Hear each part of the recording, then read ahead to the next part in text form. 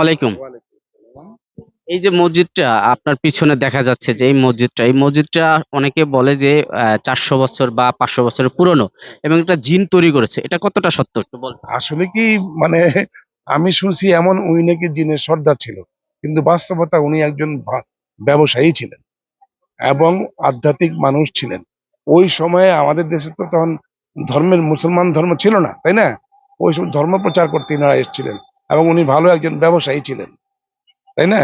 উনি জায়গা কিনা এখানে মসজিদ বানাইছে এটা কত বছর আগের? প্রায় 400 বছর। প্রায় এরকম ৪০০ বছর। এই ইতিহাসে যে হযরত শাহবাজ রাহমাতুল্লাহ আলাইহির মাজার এখানে লেখা রয়েছে সাইনবোর্ডে। এই যে দরগা শরীফ এবং মসজিদ এনার ব্যাপারে কিছু জানেন? ইনিই তো এই মসজিদ বানাইছে।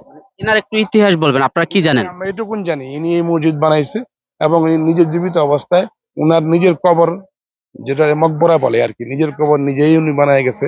নিজের কবরের মধ্যে সবগুলো আগে নিজেই করে গেছে, উনি নিজেই নিজেরটা তৈরি করে গেছে। এরকমটা শুনছি, এরকমটা জানি। তো এটাই এরকম। এই যে অনেকে বলে জিনের তৈরি, এই কথাটা কতটা সত্য?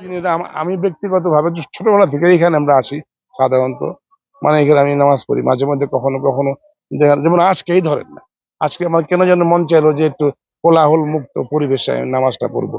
জোহর এখানে পড়ছি, আসর পড়ছি, মাগরিব করে চলে যাবো বাসায়। মনটা, ব্যাপারটা বুঝেন না, এটা যার যার নিজস্ব চিন্তা ভাবনার ব্যাপার। ঠিক আছে। ধন্যবাদ।